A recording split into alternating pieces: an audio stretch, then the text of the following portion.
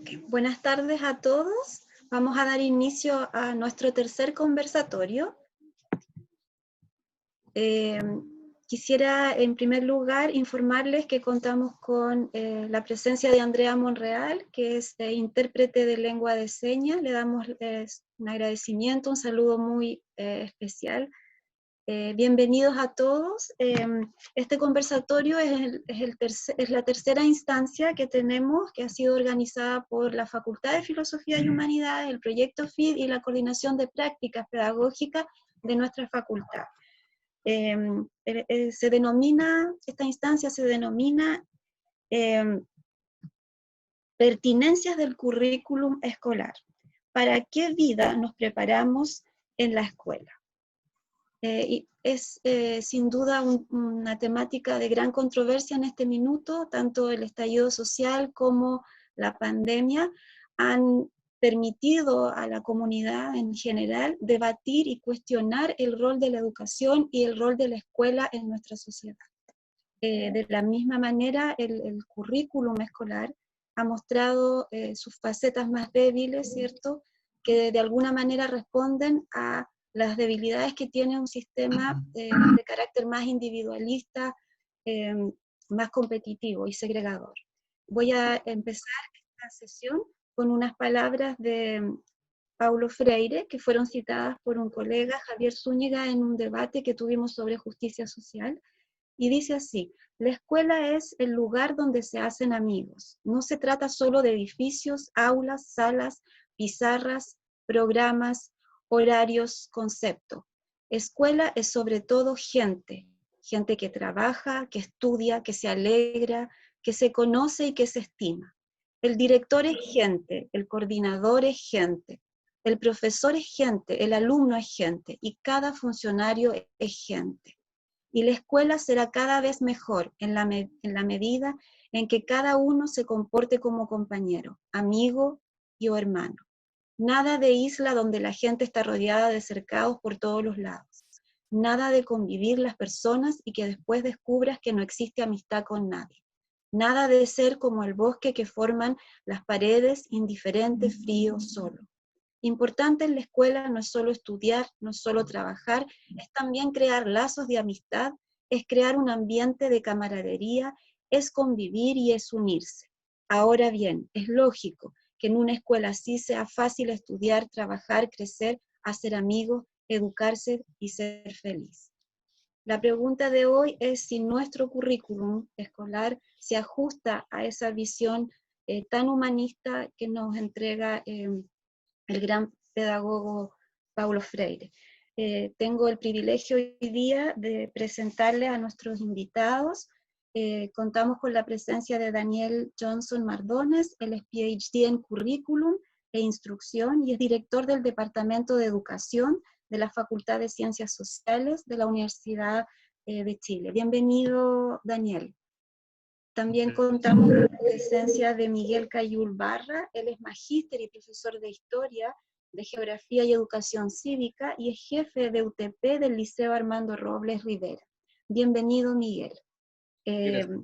Vamos a escuchar ambas presentaciones y después tenemos la posibilidad de conversar acerca de lo que los dos expositores nos compartan hoy día. Le voy a dar la palabra a Daniel para que él inicie su presentación. Bienvenido y muchas gracias por estar aquí con nosotros. Bueno, gracias a ustedes por la invitación, particularmente al profesor Marcelo Arancibia, que fue quien me contactó para participar en este interesante conversatorio, que entiendo que ya llevan varios en esta temática. Yo me dedico, como bien decía la colega, a los estudios curriculares, algo que se llama los estudios curriculares o los estudios del currículum, y que puede ser definido como, siendo educadores sabemos todos, de múltiples maneras. Es una característica propia, la indefinición, la polisemia, cuando uno entra en esos temas curriculares.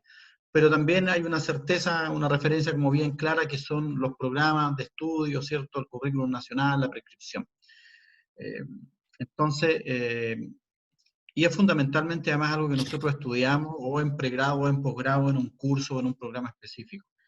Entonces, mi postura o lo que yo les voy a plantear va a ser desde ese punto de vista, de alguien que también vivió el currículum como profesor, como estudiante, por supuesto, y que además participó por los momentos en que nos toca, ¿cierto?, vivir la vida en lo que fue el repensar el currículum.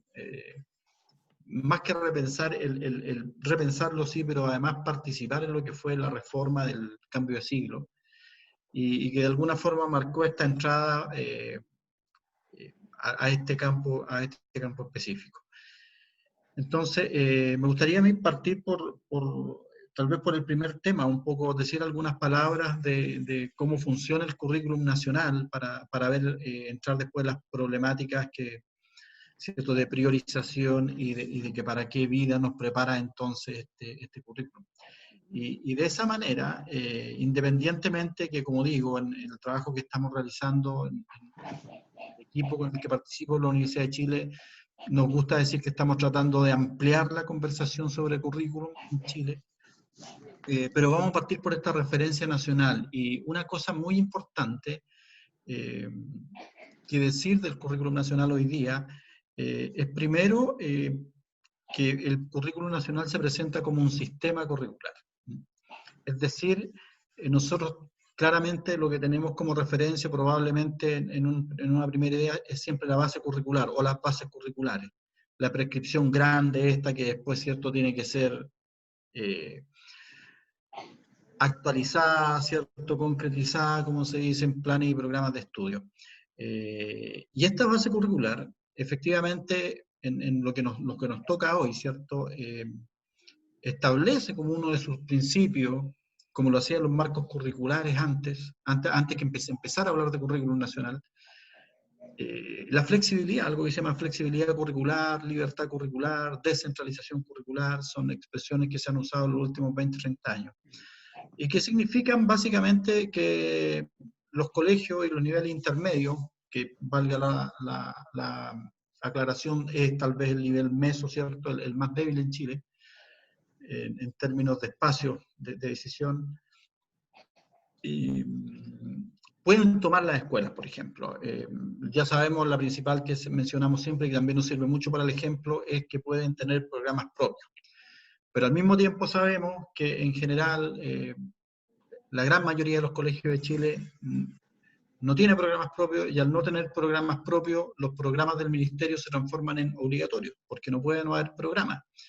Entonces, esta primera decisión ya termina siendo comprometida en la práctica, independientemente de las causas que se puedan establecer para eso. Entonces tenemos este principio de flexibilidad que además nosotros se nos dice, ¿cierto?, se nos habla de propuestas, se nos habla de algo que tiene que ser después adaptado, contextualizado, y eso está ahí, y están descritos las cosas que podemos decidir o no, y esos espacios, ¿cierto?, por lo menos de decisión prescrita, existen. Pero como el currículum se piensa como un sistema, es decir, la noción de currículum oficial aquí o de prescripción nos sirve mucho más que la de currículum escrito solamente, tenemos que hay otra dimensión que es tomada por el currículum nacional y que se llama en general currículum apoyado o los apoyos curriculares. ¿Cuáles son estos apoyos? Por ejemplo, primero los programas de estudio y los planes y programas de estudio que se ofrecen para aquellos colegios que son la gran mayoría del país, vuelvo a repetir. ¿Qué otra cosa es este apoyo? El régimen laboral docente. Yo necesito, para que las escuelas funcionen, ¿cierto?, necesito un personal, necesito un capital humano que sea capaz de trabajar con este currículum, y ojo que estoy ocupando el verbo trabajar, no simplemente implementar este currículum.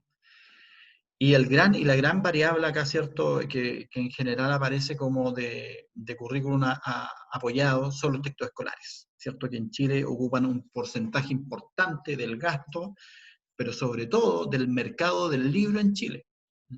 Porcentaje me parece que ya cercano al 90%, sino más. Ese es el peso que tienen económicamente en la economía del libro, los textos escolares. Entonces la lógica es que esta prescripción después es apoyada por estas distintas apoyos, valga la redundancia, ¿cierto?, que contribuyen a que esto, mientras va tratando de llegar a la escuela, se cumpla. Y que por supuesto se cumpla en términos de ser adaptado, flexible, contextualizado, etcétera, como dice la declaración de la prescripción.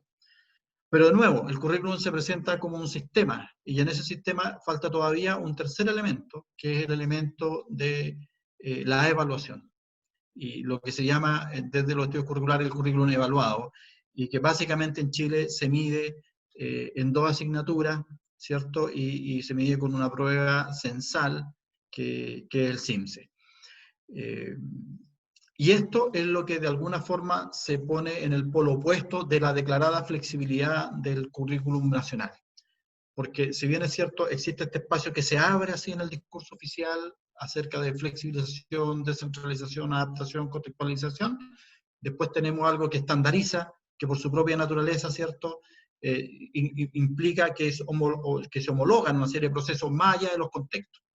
Si no, no se podría tener una prueba nacional, digamos. Entonces, de alguna forma, lo que por un lado es un llamado, insisto, declarativo a la flexibilidad, por otro lado, se constriñe mediante la evaluación. Entonces, en estos dos polos, este es un sistema, uno podría decir, un poco paradojal, tal vez, porque por un lado dice que hay que ser flexible, por otro lado te pone una prueba que hace que todos más o menos vayan para el mismo lado.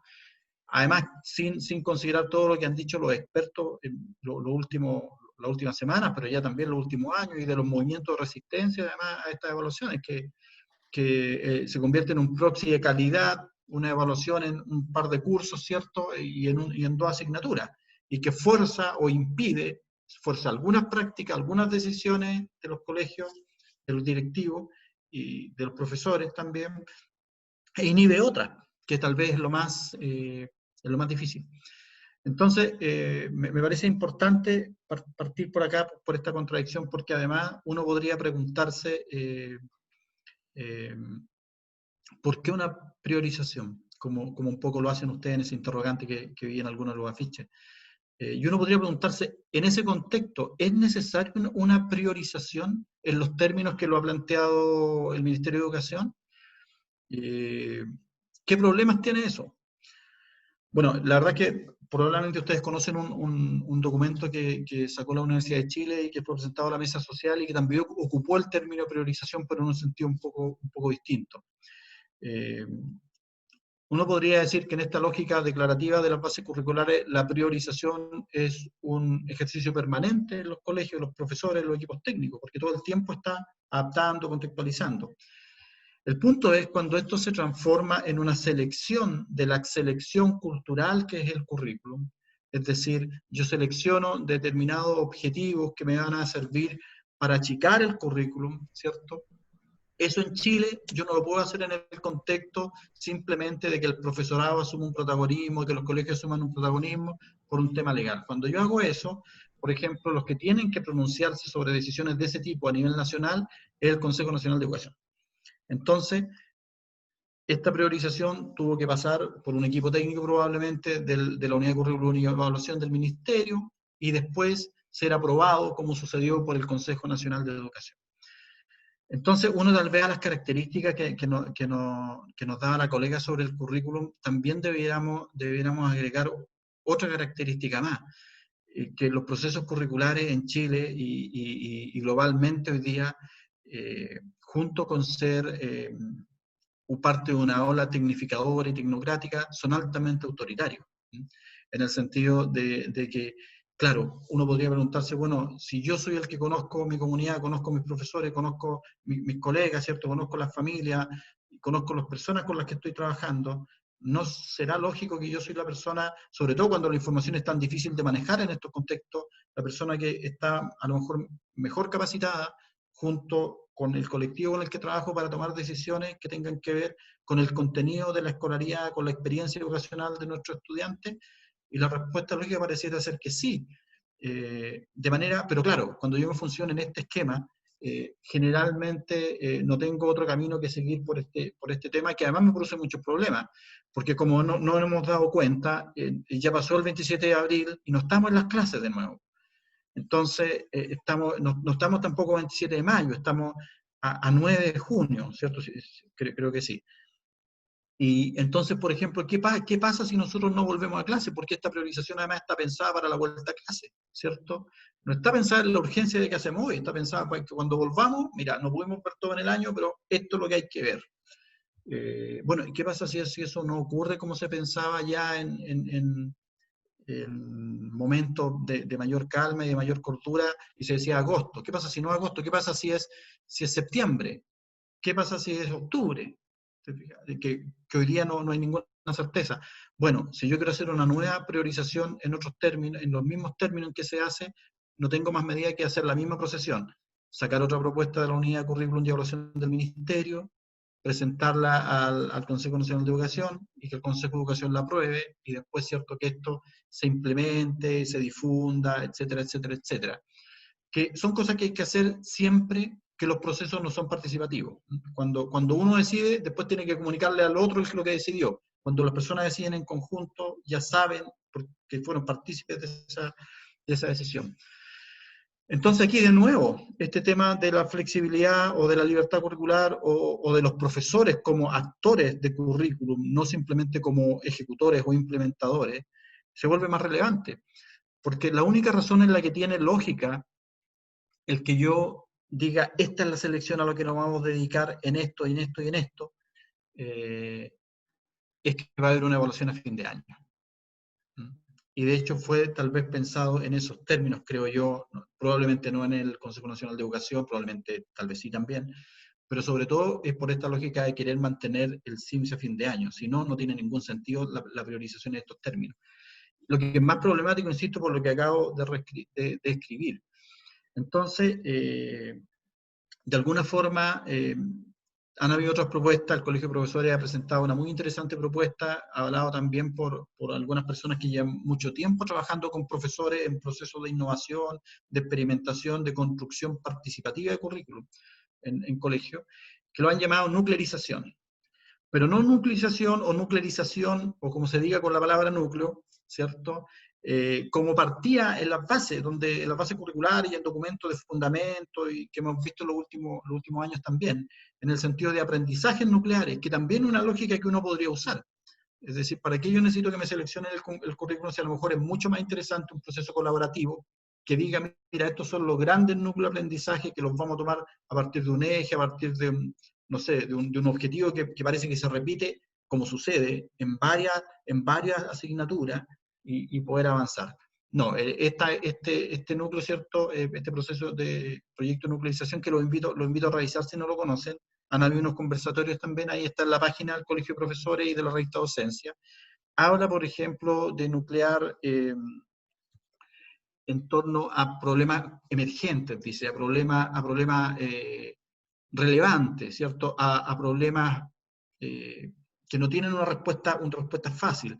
Y establece, por ejemplo, como estas entradas al currículum, que no vienen así del texto, sino que vienen un poco más de la sociedad, de la vida, si ustedes quieren, podrían hacerse integrando asignaturas, podrían hacerse por medio de saberes que parecen más relevantes de otros, y también podrían hacerse en propuestas que han venido también de muchos colegios que ya están tomando decisiones o que llevan ya meses tomando decisiones, que son también procesos de construcción curricular, elaborando, por ejemplo, nuevos objetivos que de alguna forma subsuman, ¿cierto?, una gran cantidad de objetivos más allá de...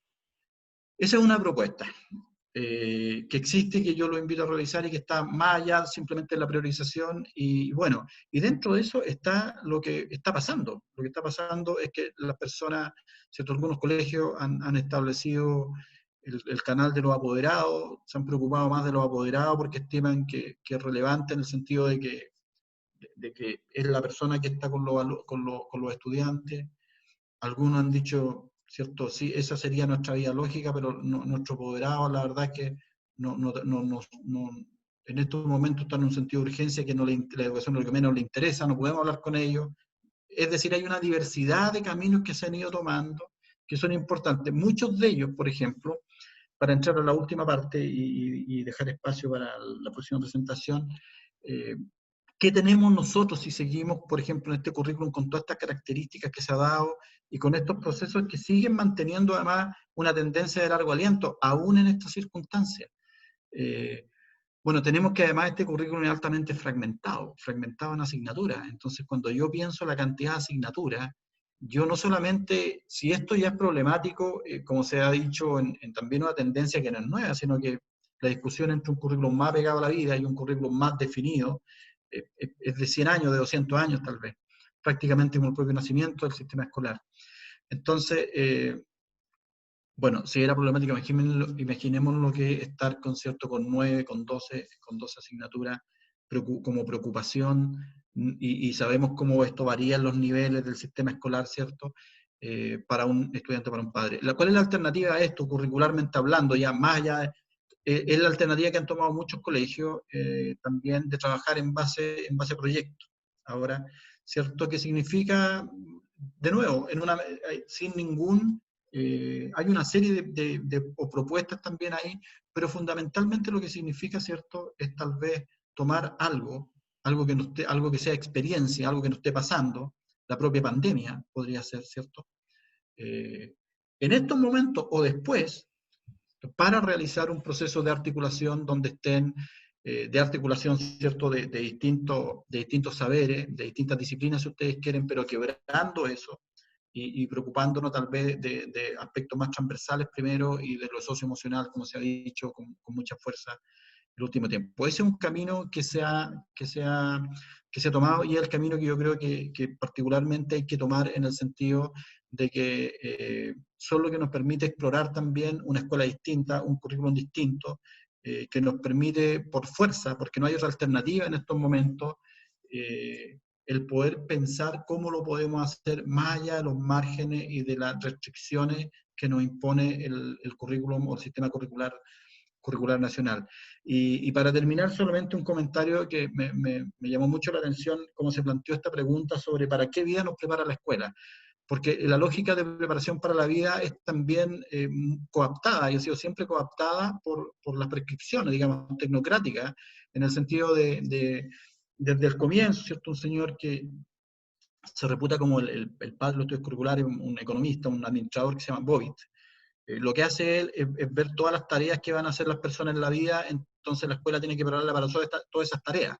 Evidentemente, está siempre en la educación, ¿cierto? La educación para la vida, para la vida económica, ¿cierto? Para la vida productiva, es decir, el hombre, la mujer, el niño es definido solamente por su valor económico, o hay otros aspectos que considerar, otros aspectos que tienen que ver con otros saberes, con la cultura, con la comunidad, con lo que no está empaquetado en esta asignatura. Entonces me parece muy relevante pensarlo así, porque las formulaciones que tenemos, creo yo, hoy día de educar para la vida, ¿cierto?, no necesariamente tienen que ver tal vez con esta interrogante que ustedes lanzan, en el sentido de que cuál es la vida que queremos vivir después de este periodo, ¿cierto?, de restricciones y amenaza que la vida que hemos vivido ahora como humanidad, por primera vez tal vez una experiencia mundial, en sí, digamos. Esto ha sido una experiencia mundial, todas las personas del mundo están viviendo esto. Y bueno, ¿y qué va a pasar después, digamos, sabiendo además, como lo hemos terriblemente sabido por los acontecimientos de Chile, de los Estados Unidos y otros países, que bueno, que esta excepción para nosotros de ver nuestra vida como amanezada en el cotidiano es parte de la regla, es parte de la norma para muchas comunidades y muchas personas en el mundo.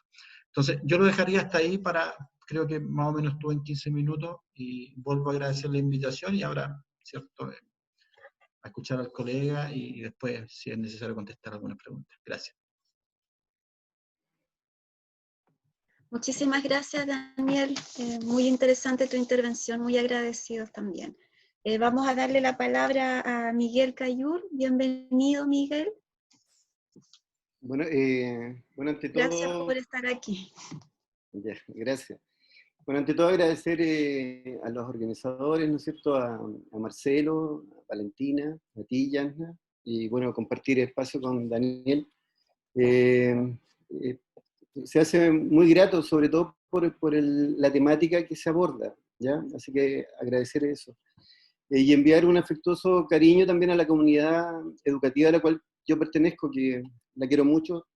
Soy exalumno del Armando Robles, por lo tanto, hoy día me toca ser parte del equipo directivo como jefe UTP, pero también en esas cosas de la vida. El único año que repetí, lo repetí acá en el Armando. Así que esas paradojas de la vida, hoy día me toca ser jefe UTP del Armando Robles, ¿ya? Pero linda experiencia porque tiene que ver cómo resignificamos, ¿no es cierto?, aquella escuela, ¿no? Esa escuela.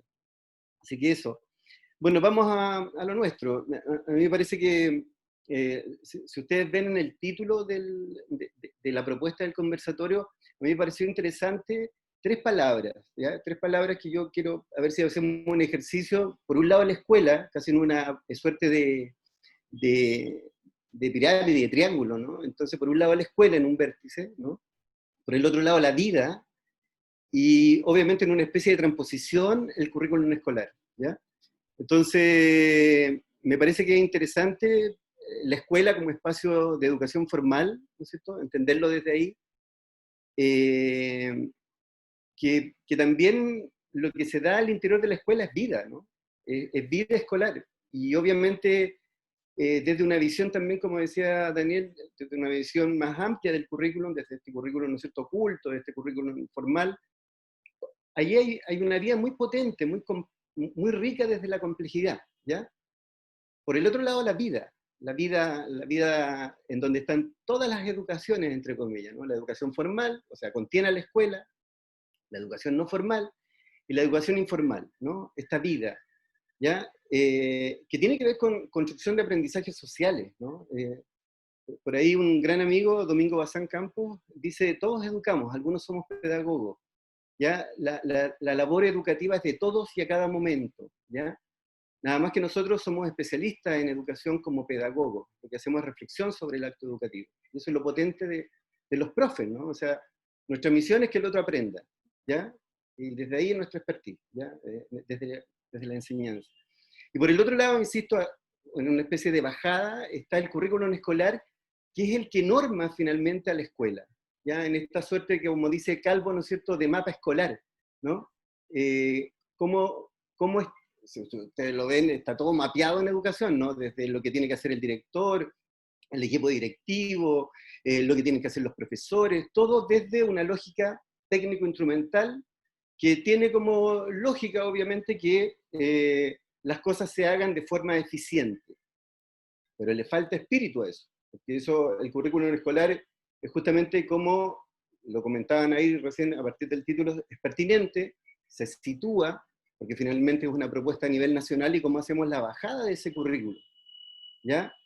Para que sea significativo también el aprendizaje, ¿no? Como dice Freire, qué potente enseñar al otro a leer su propio mundo, ¿no? No mundos ajenos, no mundos prestados, sino que el propio mundo. Y a partir de eso, si el profesor, ¿no es cierto?, es un investigador, un curioso y genera propuestas interesantes, ese aprendizaje va a ser relevante, va a ser significativo para ese chico, ¿no? Niño, joven. Entonces, interesante la propuesta desde ahí, ¿no?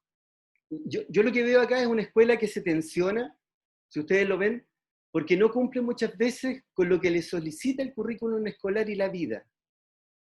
Por otro lado, un currículum escolar que se tensiona porque muchas veces no cumple, ¿no es cierto?, con responder a las necesidades justamente sociales de la escuela. Y por último, la vida, ¿no es cierto?, que se tensiona porque hay escuelas que no la interpretan, ¿ya? Entonces, ya lo señalaba por ahí Daniel, ¿no? O sea, desde la invención de la escuela pareciera que siempre estuvo, ¿no? La escuela no tiene más de 300 años de vida. Además, es mucho más nueva en América, ¿no? En nuestra América Latina. La escuela es una invención europea, es una escuela, ¿no es cierto?, moderna, es una escuela ilustrada, ¿no? Además con lo potente que implica el discurso de déspotas ilustrados, o sea, todo para el pueblo, pero sin el pueblo. Es como un poquito renombrar, o sea, revivir, ¿no es cierto?, frases que hoy día también convocan, ¿no? O sea, ¿por qué finalmente no escuchamos al pueblo en función de sus necesidades educativas, sino finalmente nosotros les imponemos cuáles son, desde tecnoexpertos, cuáles son finalmente la solución a sus necesidades educativas como comunidades, ¿no? Perdiendo todo respeto a la diversidad, o sea, ahí se nos va el discurso a la porra, ¿no? Entonces, desde la invención de la escuela ha sido intencionada para construir los aprendizajes necesarios para el desarrollo de los países. Pero miren, ahora bien, ni la escuela ni el conocimiento son neutrales. Por ende, debemos entender que los aprendizajes necesarios para ese desarrollo, ni ese desarrollo tampoco lo son. No son neutrales. E históricamente, desde la lógica de Foucault, responden a un saber poder, ¿ya? A un saber hegemónico que ha sido construido por las élites, cuidando y respetando en ese ejercicio educativo, ojo, educativo, ya sus intereses, ¿ya? Intereses que son bastante mezquinos de repente, ¿no? Egoístas. Entonces, tiene sentido desde ahí la frase de Boaventura de Sousa Santos cuando señala que no podemos construir justicia social sin justicia cognitiva, ¿no? En sus distintos niveles, la escuela implica esto, ¿no es cierto?, que a la escuela le llegue el conocimiento popular, llegue el conocimiento finalmente de las señoras que viven en la comunidad, de esa sabiduría finalmente que está en los miembros de nuestras comunidades. Hay mucho saber sabio en nuestras comunidades, sobre todo en nuestras comunidades aquí en Valdivia, ¿no es cierto? Bueno, en todo el país, pero de nuestras comunidades ancestrales, ¿ya? ¿Por qué la escuela no se hace cargo, por ejemplo, de la etnobotánica? De que saber que hay propiedades curativas en las plantas y que eso obviamente, ¿no es cierto?, puede mitigar el tema de estarnos tirando químicos para adentro, ¿cachai? Como una opción de salud. ¿Por qué no flores de Bach? ¿Por qué no epistemología del sur en las escuelas? ¿Por qué un montón de asignaturas que no están en la escuela, ¿no? Entonces, yo creo que en la escuela muchas veces se pierde la oportunidad de mirar con mayor detención y hacerse cargo justamente de esas necesidades de la comunidad. Si ustedes analizan los países que les va bien, entre comillas, bien desde el punto de vista del desarrollo integral, ¿no es cierto?, de sus comunidades, son aquellos, como decía Freire, que aprenden justamente a leer su propia historia. Son sujetos críticos, son sujetos, ¿no es cierto?, que generan una proposición frente a la crítica que realizan, que son seres amorosos, desde lo maturaniano, ¿no?, dialógicos, que están en constante proceso de transformación y emancipación como seres humanos. Y también ahí, como dice Freire, ¿no es cierto?, con otros seres humanos. Nadie se educa solo, nadie se libera solo, nadie se emancipa solo. Este es un acto colectivo mediatizado por el mundo, lo dice él, ¿no? Es un acto de un sujeto crítico, de un sujeto que de alguna u otra forma transita, como yo creo que la matriz cultural y epistemológica por la cual nos normamos, ¿no es cierto?, ya sea modernidad, algunos le pueden colocar posmodernidad, como que ha sido una etapa superar a lo moderno, pero el nombre que le queramos colocar es una matriz que de alguna u otra forma lo que hace finalmente es objetivizar a ese sujeto. Y lo que hacemos en la escuela es cómo hacemos a partir de ese pensamiento, ¿no es cierto?, conciencia ingenua, transitar a una conciencia crítica con sujetos históricos, con sujetos que finalmente leen ese mundo, hacen propuestas frente a ese mundo, ¿ya? Y que es tan potente eso, chiquillos, porque tiene que ver con construirse como sujeto histórico, no sujeto ahistórico. Freire es pesado ahí, ¿eh? Él dice sujetos ahistóricos, que no tienen historia, que finalmente como que le prestan la historia, son historias prestadas, ¿no? Triste historia la de no tener historia, ¿cachai? Freire lo señala, obviamente, generando, obviamente, esa suerte de zombies, ¿no? De seres humanos consumidos por un modelo de desarrollo que finalmente no los interpreta, ¿ya? Hombres y mujeres muertos caminando por ahí, ¿ya? Bueno, desde ahí yo creo que es necesario resignificar justamente el concepto de oprimido, ¿no? Max Neef, Mohamed Yunus, ¿no es cierto?, hacen propuestas bien interesantes con respecto a resignificar el modelo de desarrollo socioeconómico, ya desde pobrezas, desde carencias. A mí me tocó hacer 11 años clases en Las Condes, y también he hecho clases en universidades que pertenecen como más a élite, ¿no? Y uno reconoce ahí carencias, pobrezas, y por lo tanto uno se pregunta, ¿quién más oprimido? Muchas veces, cuando uno hace la lectura de Pedagogía del Oprimido en Freire, pero hace la lectura siempre de oprimido, ¿no es cierto?, como que son los sectores más necesitados, más vulnerables, más pobres desde la pobreza material, los oprimidos, pero ¿quién más oprimido, insisto, cuando se te dice con quién tienes que casarte, a qué colegio ir, dónde ir de vacaciones, ¿no es cierto? Te generan una pauta, ¿no?, de vida. Desde ahí esos sujetos ahistóricos. Cuando yo hice clases en Las Condes, ¿no es cierto?, tengo un montón de exalumnos que valoraron justamente ese proceso de emancipación, de conciencia de ese sujeto histórico que se estaba educando. Desde ahí es la invitación que se hace a construir, insisto, un currículum de verdad, uno que justamente lea las necesidades y las oportunidades de desarrollo sustentable finalmente de todas las comunidades. ¿Ya? Esto rompe un poco, ¿no es cierto?, con lo que ha sido parte de este continuo, ¿no es cierto?, de pensamiento dicotómico, ¿no es cierto?, de pensamiento que finalmente no lee la complejidad y la riqueza que hay en esa complejidad y diversidad humana. Es más complejo el escenario educativo actual, y por lo tanto también desde esa complejidad hoy día nos ha solicitado ese contexto justamente a responder desde la creatividad y la innovación. Si ustedes ven, hoy día no tenemos, ¿no es cierto?, el tiempo, no tenemos escuela, no tenemos el espacio escolar, por lo tanto hay una resignificación de los espacios de aprendizaje. Hoy día hay una resignificación del tiempo pedagógico, hay una resignificación, obviamente, de los recursos didácticos, hay una resignificación del rol del profesor. Entonces, yo creo que hoy día es una oportunidad ¿para qué?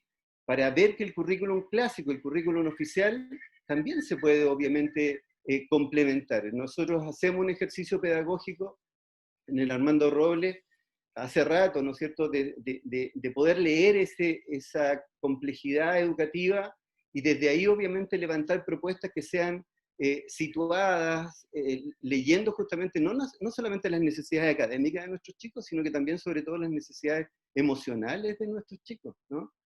Entonces, es verdad que siempre estamos en un momento histórico para cambiar el rumbo, pero este puede ser nuestro momento histórico como país para cambiar nuestros rumbos, desarrollarnos humanamente, integralmente, con todos, ¿no? Entonces, les quiero leer una frase para terminar, ¿no es cierto?, de Carlito Escliar, un gran fonoaudiólogo y pedagogo argentino. Ya él dice, una escuela que hizo de la ciencia y la cultura universal, de raíz eurocentrista, ¿no es cierto?, el principal contenido para formar ciudadanos, generando un saber propio, pero artificial, el saber escolar. En este marco, ¿no es cierto?, poca cabida tienen las pretensiones de educación emocional, multiculturalidad, democratización e inclusión que se le exigen a la escuela. Cuando le ponemos apellido a la educación que queremos, ello es signo de que no vivimos tal adjetivo, ni la escuela ni la sociedad. Pareciera que contra más exigimos educación emocional, eso no está pasando ni en la sociedad ni en la escuela. Cuando más pedimos inclusión, es justamente porque lo demanda la sociedad, políticas de inclusión.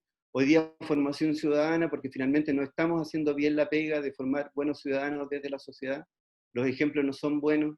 Entonces, insisto, si no lo hacemos ahora, ¿cuándo?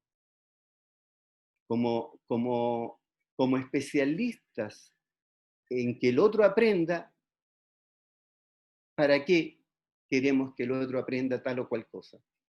Entonces yo creo que en un mundo educativo con tantas urgencias, hace bien preocuparse de estos temas shakespearianos, decía el mismo Escliar, ¿no?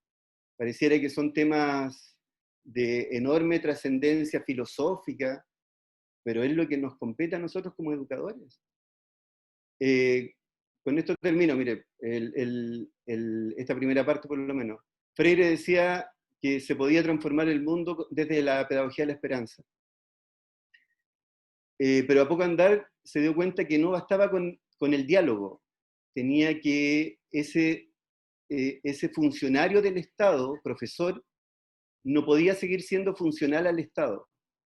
Tenía que ser un pedagogo con autonomía. Tenía que ser un pedagogo que más que le digan que haga una adecuación del currículum, más que le digan, ¿no es cierto?, que aplique una evaluación distinta porque el niño tiene una necesidad educativa especial transitoria o permanente, al profesor obviamente va a hacer tal cosa porque él cree que es lo mejor para ese niño o niña desde el punto de vista del aprendizaje. Porque finalmente hay una reflexión profunda sobre lo educativo que me compete a mí, me obliga a mí, finalmente es mi deber, ¿no es cierto? Yo tengo que garantizarle a ese sujeto educativo, por un tema de derecho, ¿no? Lo sabemos desde lo legal incluso, ¿no? Que es mi responsabilidad que el otro se eduque, que aprenda. Ahora, en ese aprendizaje es un aprendizaje obviamente que conlleva mucho más que solamente aspectos academicistas. ¿Sí? Eso. Gracias, Jan.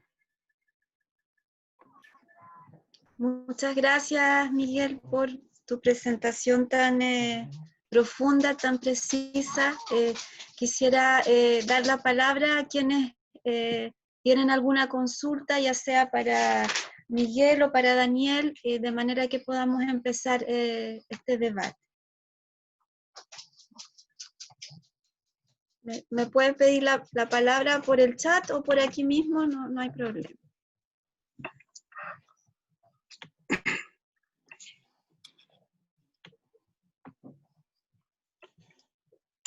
Buenas tardes, profesora Yanna. Muchas gracias. ¿Me escucha? Sí, soy Juan Guillermo. Juan Guillermo, de Coquimbo. Buenas tardes, Juan Guillermo. Gracias por tu participación.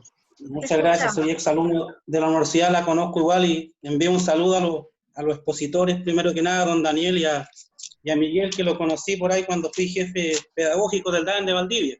Así es, Juan Guillermo, un saludo. Un saludo a Marcelo Arancibia también, que sé que está conectado. Y sin duda lo que han dicho los colegas en ambas presentaciones, la primera, Daniel, es primero felicitar por esta instancia epistemológica del conocimiento y que hace falta por último como desahogo. En estos tiempos donde hoy vemos cierto un modelo que cada vez nos lleva a caminos inciertos, que nos separa cada día más, sobre todo en la interpretación que tienen los estudiantes del mundo. Si bien digo, como por ahí citó el concepto de escuela, Miguel, en su naturaleza, cierto, es desigual, ¿cierto? Si seguimos la corriente de Bordeaux, sabemos que la escuela en su esencia es desigual. Nunca la escuela ha tenido, cierto, en su fondo de establecer un aprendizaje de igualdad para todos, porque tenemos que tener presente que sabemos que hay una diversidad en cada ser biológico. Ahí apelando a Maturana también, ¿cierto? Como sistema autopoyésico sabemos que somos distintos. Por lo tanto, ese concepto de escuela, cuando está el eslogan de igualdad, en la práctica sabemos que no se da a través de los tiempos. Y sabemos que estas élites también, ¿cierto? Citando a Van Dijk, hoy cada vez transitan en un poder económico muy fuerte.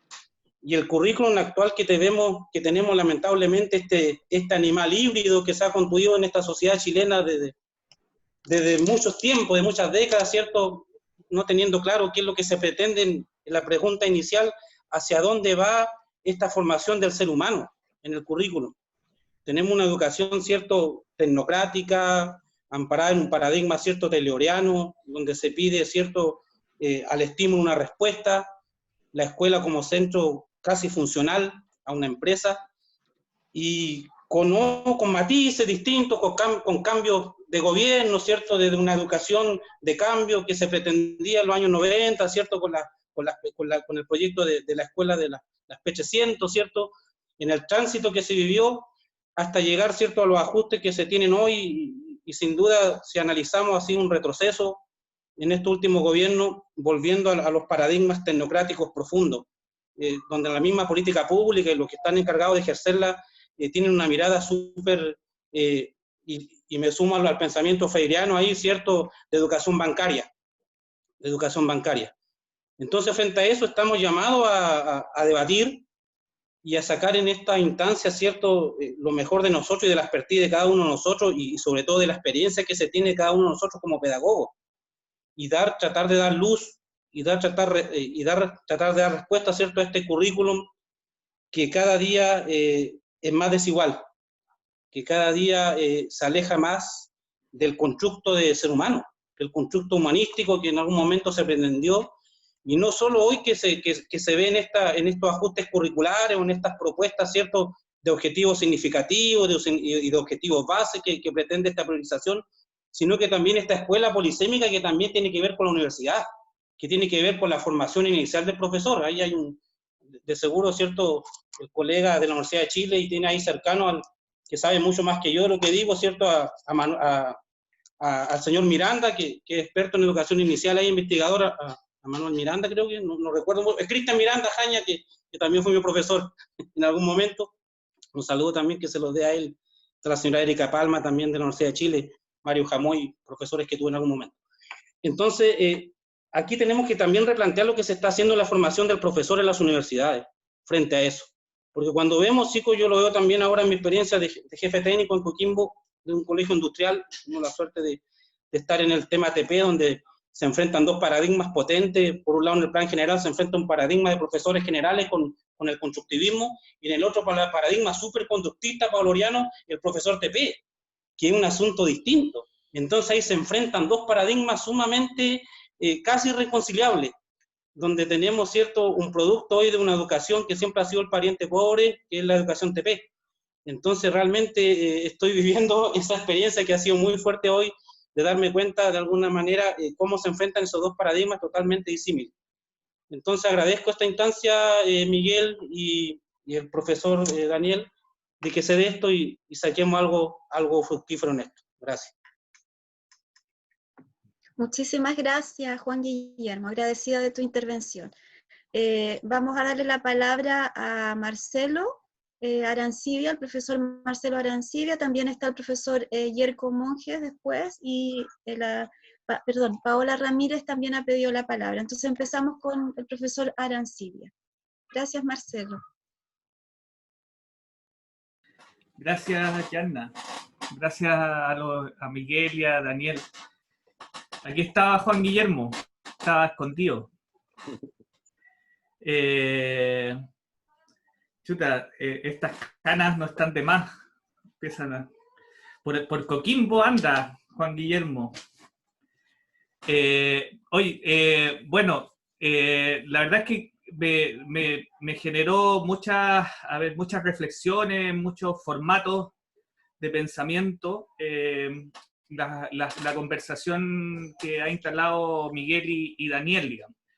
Pero no sé si quizás precisar o pedirles quizás a ambos una precisión o una profundización mayor respecto de una temática que ambos abordaron y que está también en la pregunta, ¿no es cierto?, que nosotros nos hacíamos, y que Daniel de hecho la proyecta un poquito, la amplía un poquito más, digamos, porque efectivamente pareciera ser, ¿no es cierto?, y es una hipótesis, digamos, que en alguna medida algunos la han trabajado, ¿no será que la escuela finalmente se alejó de la vida, digamos, ¿no? O sea, como, o la escuela construyó una vida propia, por decirlo de alguna forma, ¿no? Quizás el proyecto moderno, ¿no es cierto?, que tanto se ha hablado, ¿no es cierto?, finalmente hace que la escuela se convierta en un espacio en sí mismo, digamos, endogámico, muy particular, muy propio, ¿no es cierto?, que hace que tengamos que hablar de esta situación así como educar para la vida, cuando pareciera ser, por lo que también lo escuchaba a ambos, la escuela es la vida, digamos. Entonces, ¿por qué se ha generado esa distancia? Si es que a lo mejor ustedes pudieran profundizar en esa reflexión. Gracias. Sí. Vamos a darle la palabra, gracias Marcelo, a Yerko, al profesor Yerko Monge. ¿Se encuentra por ahí? Sí, acá estoy. Hola a todos, todas, muchas gracias. Qué bueno ver que hay gente de distintas partes de Chile. Yo creo que dentro de lo compleja y terrible de esta situación, también es un lado bueno poder compartir con personas de otro lado, por ejemplo, el colega Juan Guillermo que estaba ahí, ¿ya? Bueno, yo soy profesor de historia ya y dentro del primero que todo agradecer también a Daniel y a Miguel por la exposición. Hacer una pregunta o reflexión más que nada que es sobre claro, la educación para la vida, digamos, ¿cómo ven ustedes esta visión más instrumental de la lectura del concepto? ¿Ya? Porque está esta idea de una educación situada territorialmente, una educación ligada con los conceptos de la vida, pero también de pronto me da la impresión que hay visiones más instrumentales, digamos, y que la escuela no sirve para nada y caemos en la lógica más instrumental del conocimiento.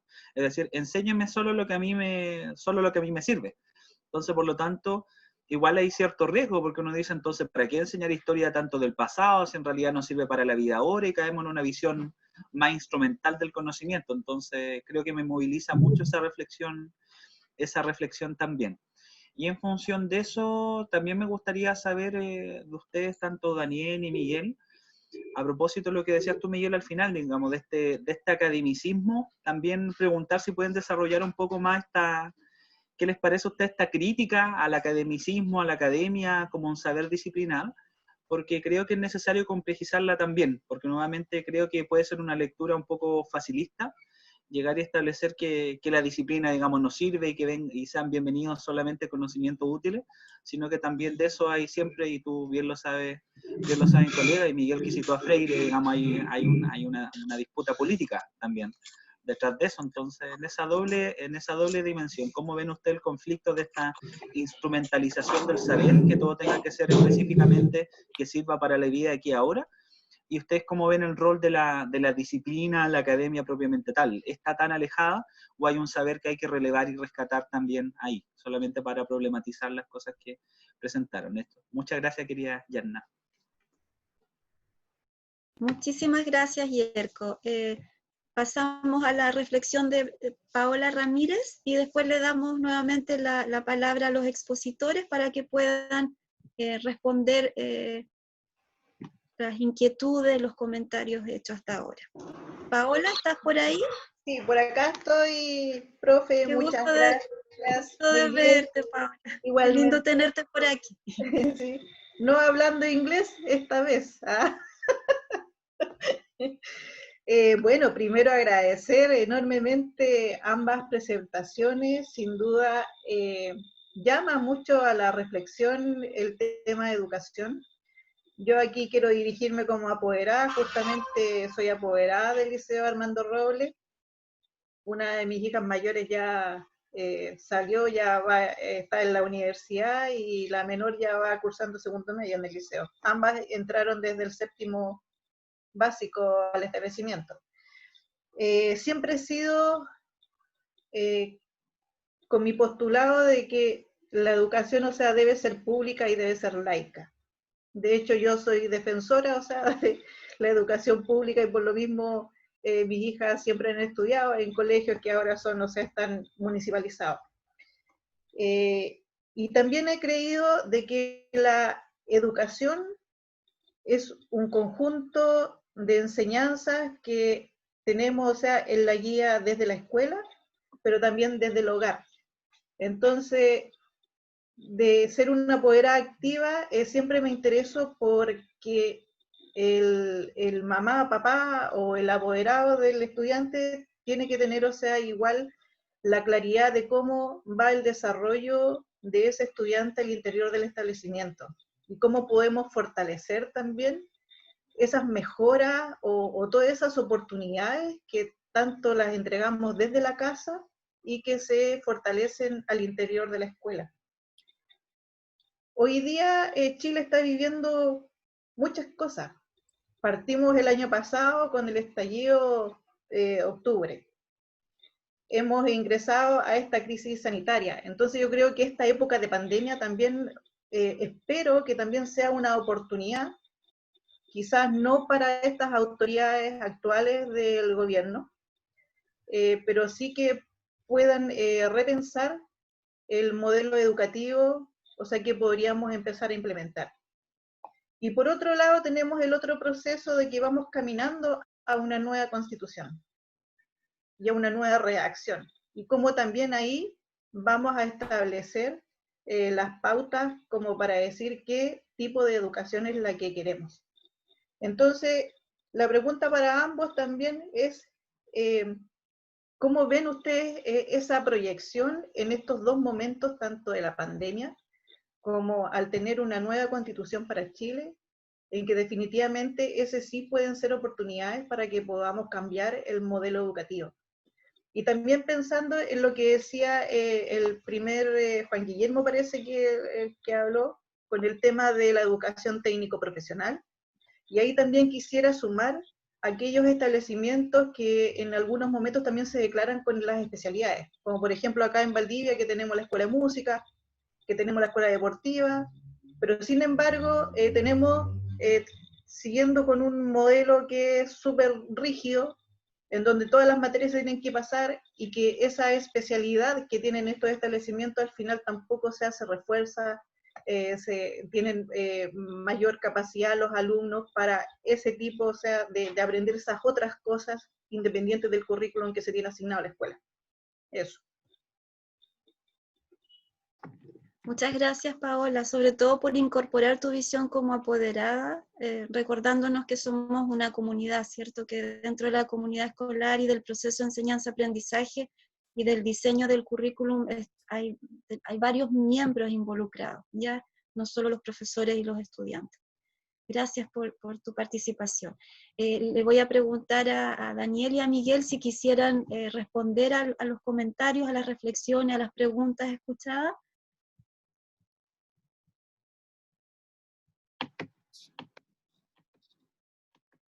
¿Vamos en el mismo orden o no sé? Sí, o puede ser libre, si tú quisieras hablar ahora, está bien. Ya.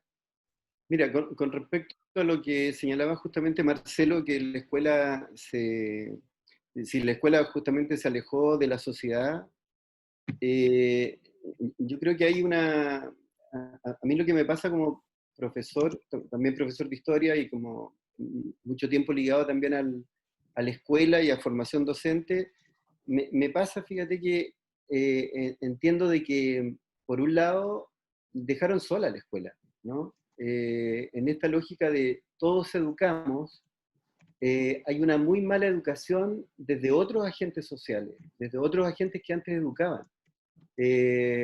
Para un buen chileno, para muestra un botón, ¿no? O sea, lo que pasa con la televisión, ¿no?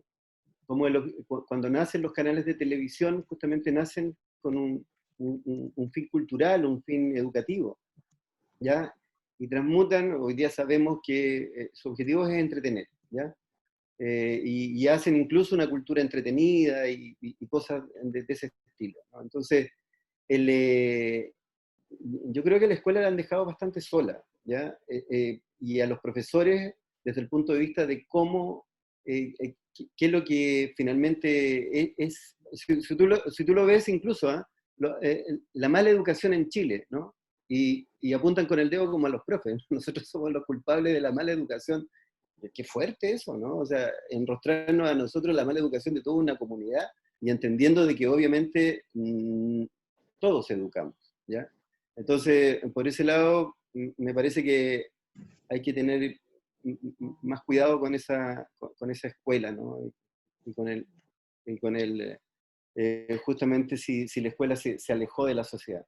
Yo creo que cada vez hoy día con la política pública está mucho más cerca, ¿eh? Yo creo que la política pública hoy día te ofrece como una suerte de propuestas, ¿no? Que uno puede obviamente decir, me sirven y por lo tanto las llevo, las concretizo, ¿no es cierto? Y si no me sirven, las dejo a un lado, genero las mías, ¿ya? Eso yo creo que yo creo que hoy día, dentro de todo, ¿no es cierto? Porque igual, como decía justamente Daniel por ahí, no podemos meternos justamente en la creación misma de la política pública, cómo se intenciona finalmente el currículum, ¿no? Con tales asignaturas, con tales cosas así.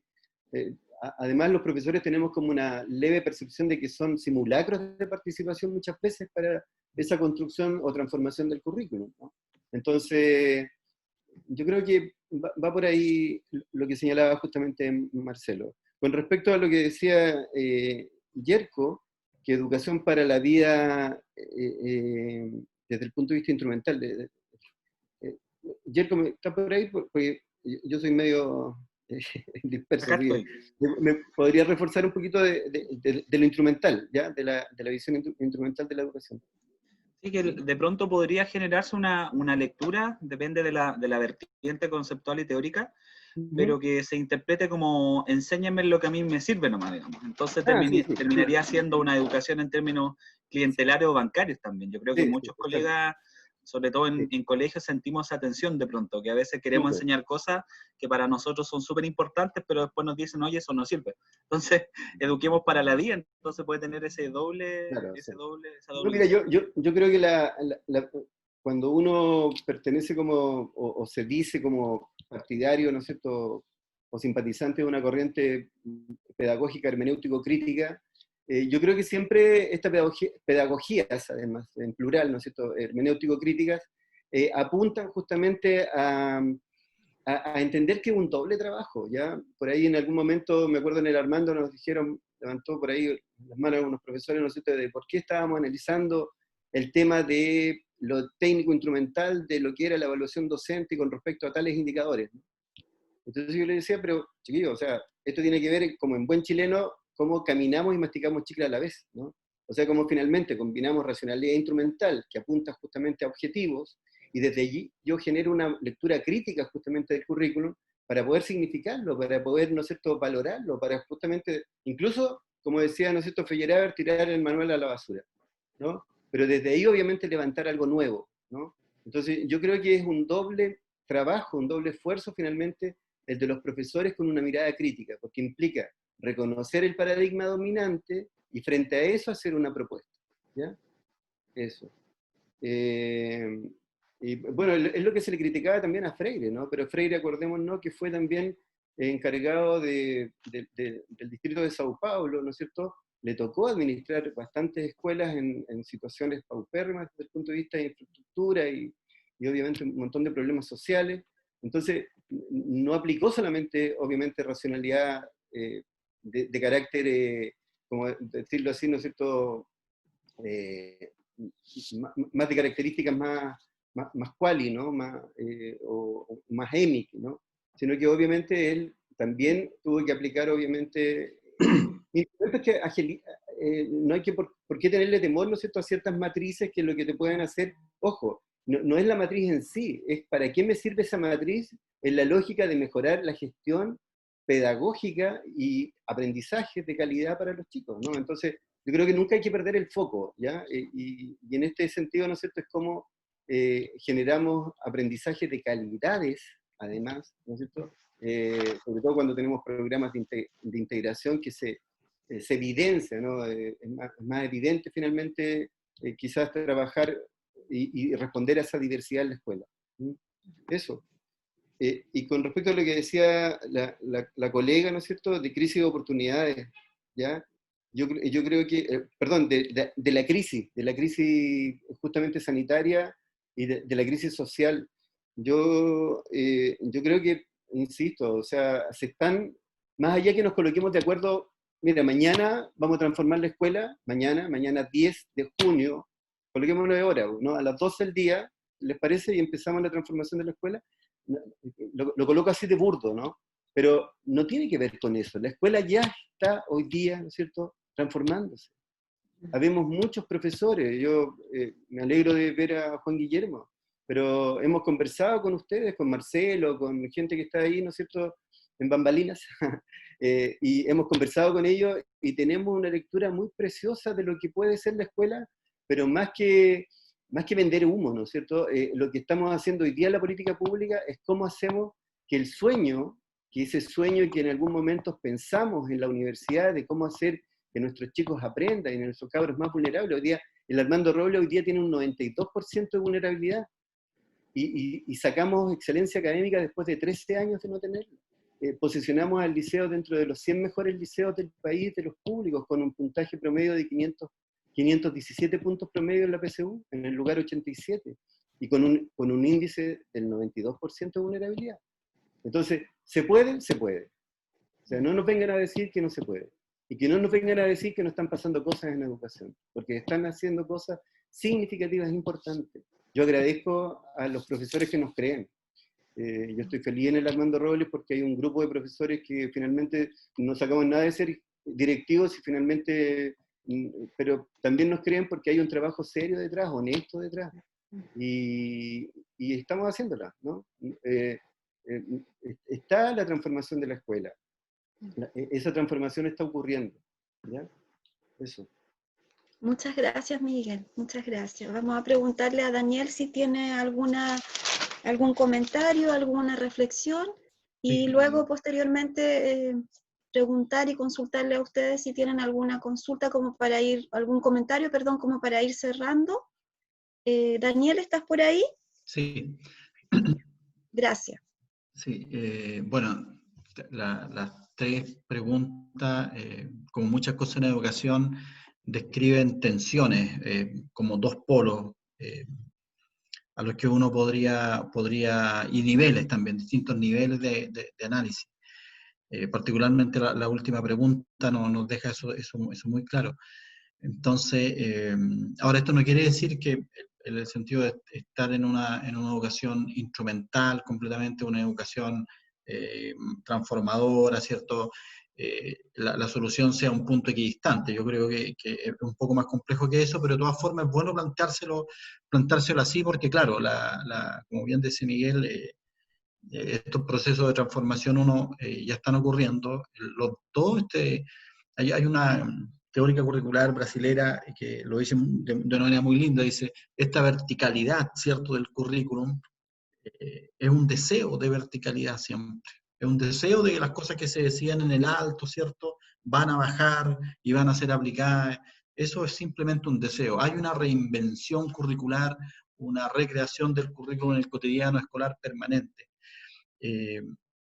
Por eso es que las metáforas que siempre se usan desde la política pública, desde la política educacional, la política curricular, son la bajada del currículum, la implementación del currículum, ¿cierto? La adaptación, es decir, algo que ya está definido y que tiene que simplemente ser concretizado, como era en otro momento el lenguaje, que también se recupera.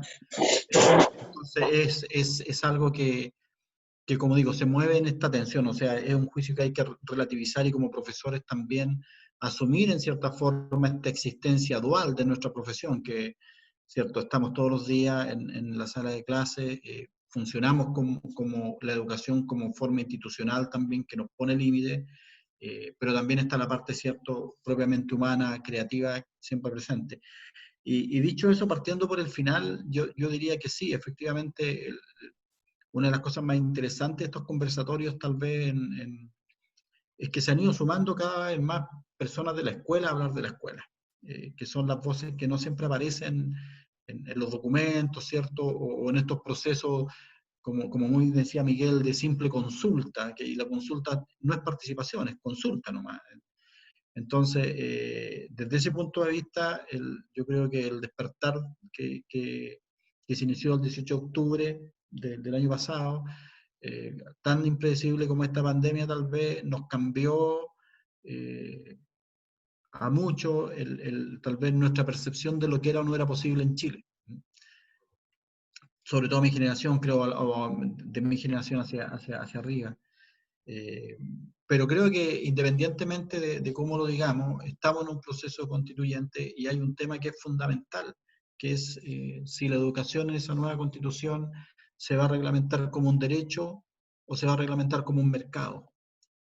Se va a reglamentar como un espacio social de participación, de diálogo intergeneracional, o se va a implementar como un monólogo generacional y un monólogo cultural. Esas son definiciones gruesas que parten de esa constitución y que después, ¿cierto?, van a terminar en una ley general de educación o como se llame, o se irá a cambiar la que está, pero lo fundamental en ese diálogo constitucional yo creo que el partir definiendo algo tan fundamental como la educación en una sociedad como derecho, como mercado, es algo que es ineludible, digamos, y tiene que ser parte de nuestras conversaciones también.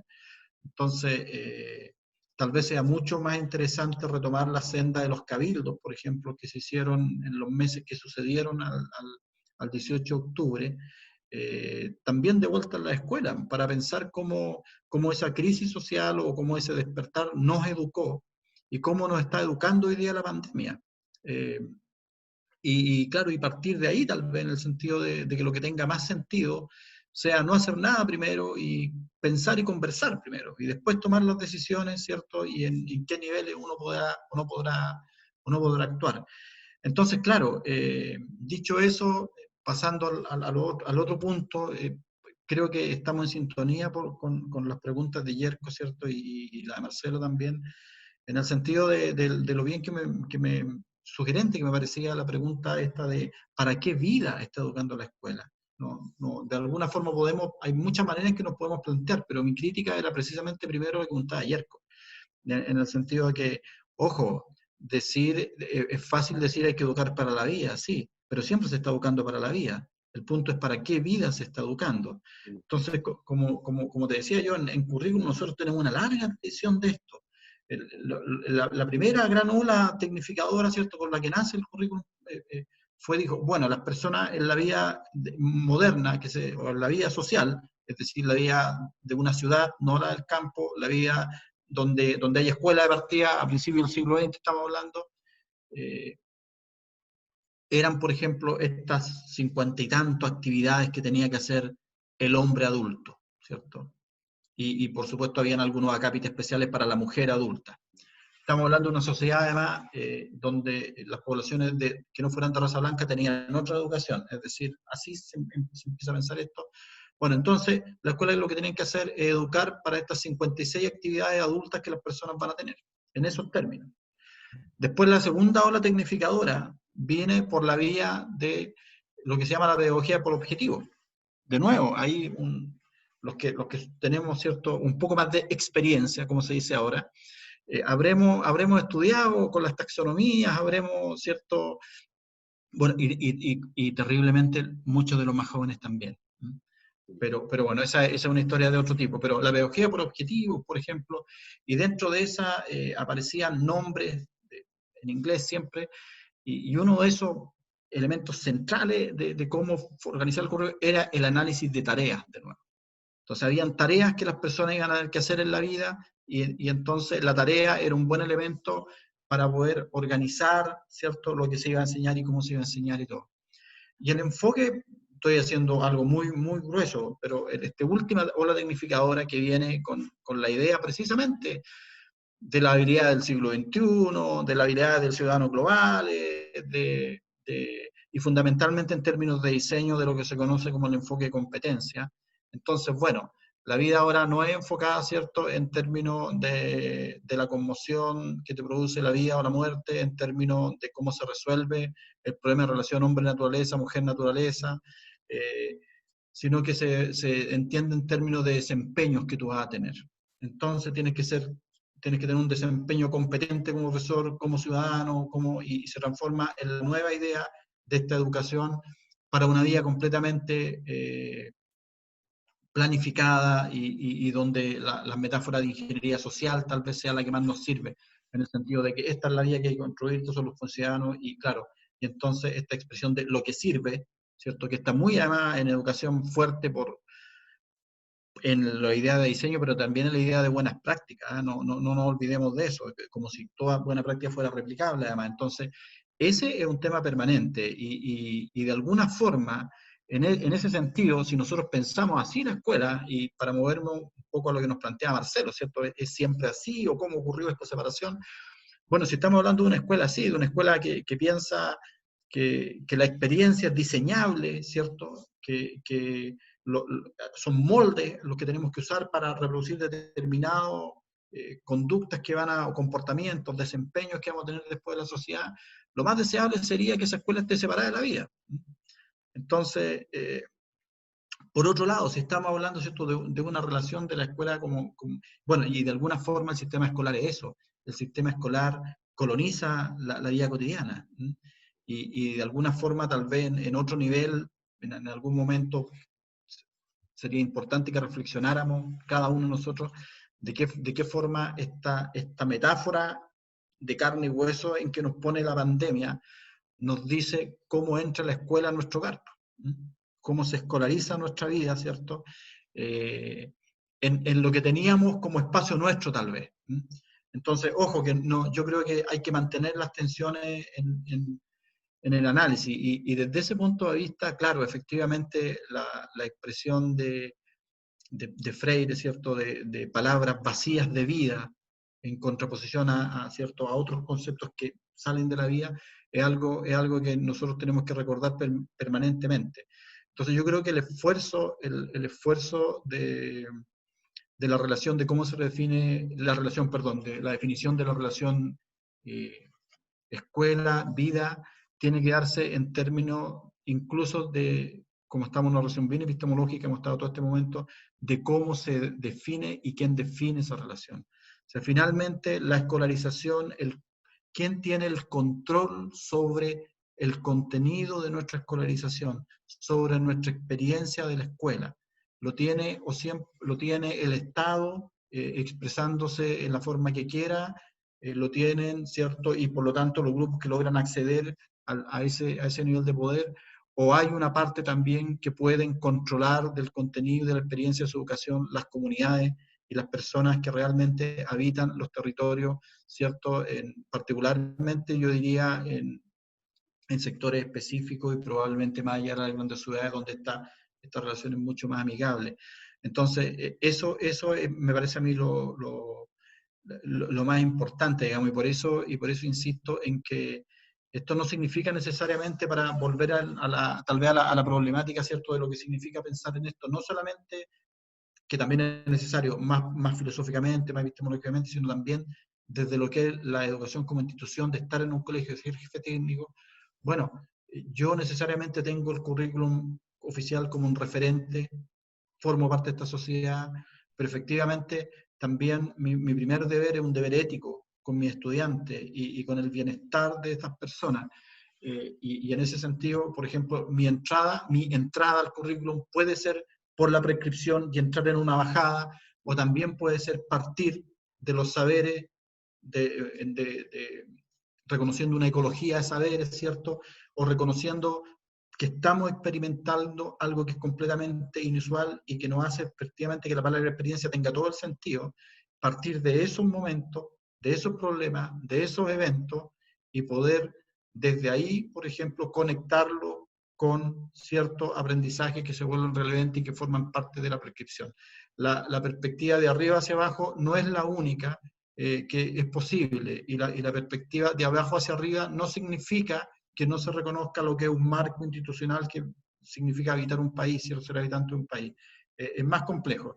Y dentro de eso, lo último para responder, creo que como todos nosotros, nuestra reflexión, y por eso es importante, insisto, en que la participación de la gente del sistema escolar, pero también el protagonismo. Me ha tocado a mí participar por lo menos en 2 conversatorios que lo han realizado, están en internet, por supuesto, y eso es muy bueno además, cuando uno habla cosas más o menos coherentes, espero haberlo hecho. Si no, mejor que no esté, pero que vienen de colegios, que son experiencias de colegio, que te contactan y que quieren tener una conversación y que después la transmiten, pero aparte es un colegio el que se siente aproblemado por esto y ve cómo busca recursos para poder tener una respuesta frente a una comunidad. Entonces, en esa capacidad histórica del sujeto, del profesorado, del sujeto educacional, también tenemos que reconocer en estos momentos, yo creo que 3 situaciones. Una, que somos sujeto educativo, encargado además que el otro sujeto educativo, los estudiantes y las comunidades, sean sujetos también en su experiencia escolar lo más posible, y en plenitud, ojalá, pero también hay un liderazgo también de la escuela, y hay un liderazgo de este profesorado, que también es parte de la identidad docente, y en estas condiciones de emergencia en que estamos, el profesorado también es afectado. O sea, es un sujeto, es un referente, es un sujeto vocacional, pero también un afectado. Es también como población objeto de política, objeto de reglamentación ¿cierto? Y de procesos. Entonces, creo que toda esa complejidad hay que tratar hoy día de que esté en la base de nuestro pensamiento, pero partiendo de lo que estamos viviendo y lo que estamos experimentando, y de ahí hacer las referencias que podamos necesarias para poder ofrecer una oportunidad de estudio, de educación, de aprendizaje a nuestros estudiantes. Muchísimas gracias, Daniel. Gracias, Miguel, también. Veo un último comentario aquí de la profesora Camila Román. Muchas gracias por eso. Ella nos agradece esta instancia de reflexión personal y comunitaria, y además nos recuerda que la crisis social y de salud ha evidenciado aún más que el currículum actual prepara para una vida inmersa en el mercado y la competencia, y carece de habilidades para la vida. Gracias, profe Camila, por esta reflexión. Vamos a cerrar este tercer conversatorio, enviándoles un fuerte abrazo a los expositores, nuestra gratitud, también nuestro respeto por compartir hoy día tan generosamente sus conocimientos, sus experiencias. Perdón, creo que hay una mano levantada, sí, es la de Gerardo, me disculpo. Cierro entonces después de Gerardo. Vale. ¿Estás por ahí, Gerardo? Discúlpame. Sí. No, no te Gracias. preocupes. Muchas gracias. Estaba escuchando con mucha atención a los colegas, y me di el tiempo de volver al título de la conferencia que tenemos hoy día, específicamente la pregunta de ¿para qué vida nos prepara la escuela? Y yo no lo vi desde qué habilidades necesitamos, sino que hacia dónde la escuela induce al estudiante. Y estoy pensando de alguna forma en cómo la escuela nace en una perspectiva de segregar, ¿vale? La escuela, cuando hablamos de la educación pública, cuando surge en Chile, ya en la época de la primera parte de la República, cómo la escuela básicamente quiere alfabetizar una población, quiere civilizar una población que considero inculta, pero generó dos instancias distintas. Por un lado la escuela primaria y por otro lado la preparatoria, lo que te llevaba a la universidad. Y eso era para, ¿cuánto? A mitad del siglo XIX, el 4% de la población. Y eso se replicó a lo largo de la historia. Y el currículum ha hecho eso finalmente. Cuando nosotros hablamos de las dimensiones del currículum, o cuando vemos ese currículum formal, prescrito, tan hermoso que queda probablemente, o vemos ese currículum que realmente ocurre en la escuela, llegamos de alguna forma a la pregunta que se hacía a Philippe Pernot.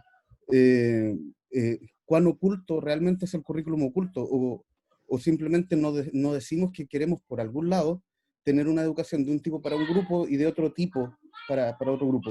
Y surjo ahí, para ir finalizando, a aquellos programas que probablemente que están desde el currículum escolar y que nacen para triunfar o con la idea de triunfar, y otros que nacen para fracasar. Me refiero en este último caso, por ejemplo, al programa de educación intercultural bilingüe del Estado. La educación intercultural, finalmente, es una educación pensada para que fracase.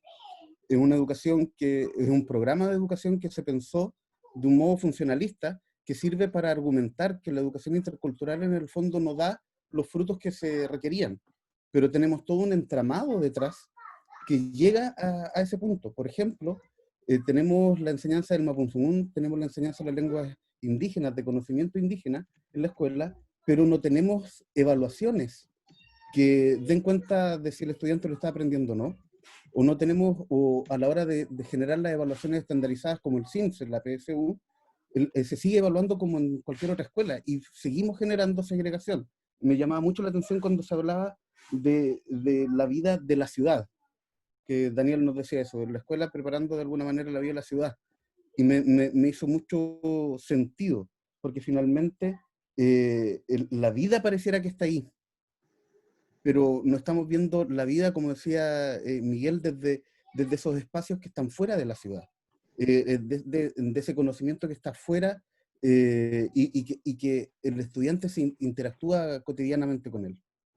Eso, muchas gracias. Muchas gracias. Guillermo, ¿cierto? Gerardo. ¿No? Gerardo, perdón. disculpa por eso. Gracias No, por no, tu no. contribución. Gracias a Camila igual también y a todos los que participaron hoy día. Vamos a ir cerrando este encuentro, rescatando lo que los expositores principalmente han compartido con nosotros. Creo que es importante concluir que definitivamente nos encontramos en un momento histórico importante que parte principalmente de la validación del trabajo docente y nos permite ver la escuela como vida, tal como lo mencionó también el profesor Marcelo Arancibia, ¿cierto? Repensar, ampliar, priorizar, situar, generar, transformar, emancipar, liberar y construir son algunos de los conceptos que pude rescatar en esta conversación, conceptos que de alguna forma, de manera progresiva, nos llevan a lo que es la sabiduría, el aprendizaje popular, del cual hablaba Miguel con tanta sabiduría, y que nos conducen al tan anhelado concepto de justicia social en el aula. Muchas gracias a los expositores, fue un privilegio para la comisión organizadora. Les dejamos a todos invitados para el cuarto conversatorio, que tiene lugar el próximo martes, en el mismo horario, y se llama Desafíos para la didáctica, ser o no ser presencial o virtual. Pueden buscar la información pertinente en nuestra página web de la Facultad de Filosofía y Humanidades. Felicitaciones a todos los que participaron y gracias por hacer que la escuela sea un agente transformador de nuestra sociedad. Buenas noches. Gracias. Chao, que estén muy bien. Adiós, gracias a Muy todos. bien. Muchas gracias, Daniel. Gracias, Miguel. Chao, chao. Gracias a ustedes. Cariño. Gracias, amigos. Gracias. Estés bien, Marcelo, nos vemos. Igual, Daniel, Pasamos igual, bien, Miguel. Gracias. cuídense. Chao, chao. ¿Qué onda? Chao, Gracias. Juan.